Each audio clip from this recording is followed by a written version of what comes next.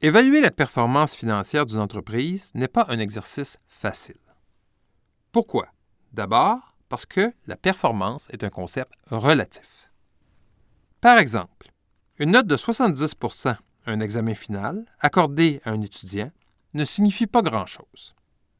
Par contre, si on la compare à la note moyenne qu'il a obtenue dans ses autres cours qui est de 60 %, on peut penser qu'il s'agit d'une bonne note dans la mesure où les notes des autres cours sont comparables.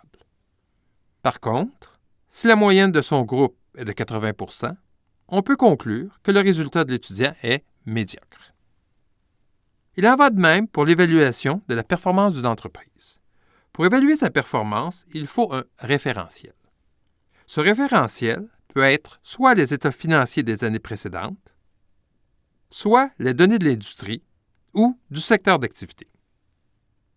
La deuxième raison pour laquelle ce n'est pas un exercice facile, c'est que la performance est un concept multidimensionnel. En effet, un seul chiffre ou un seul ratio ne suffit pas à mesurer la performance d'une entreprise. Si on pense, par exemple, en termes d'indicateurs financiers, les indicateurs tels que les ventes totales, les ventes par employé et les ventes par mètre carré nous renseignent sur la performance en termes de chiffre d'affaires. Les indicateurs tels que le résultat d'exploitation et le résultat net après impôt nous renseignent sur la performance en termes de résultats.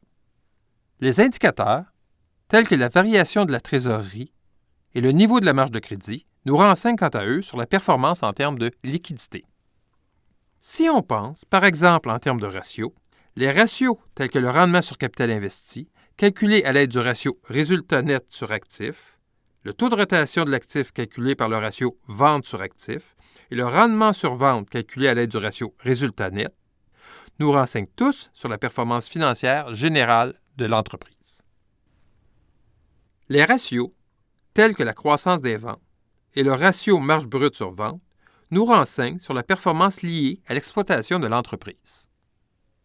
Enfin, les ratios tels que le résultat d'exploitation divisé par les charges d'intérêt et le passif sur l'actif total nous renseignent sur la performance liée à l'équilibre financier de l'entreprise.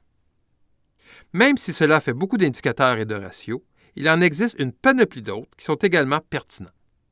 Toutefois, pour les besoins de cette formation, nous allons nous concentrer sur l'essentiel.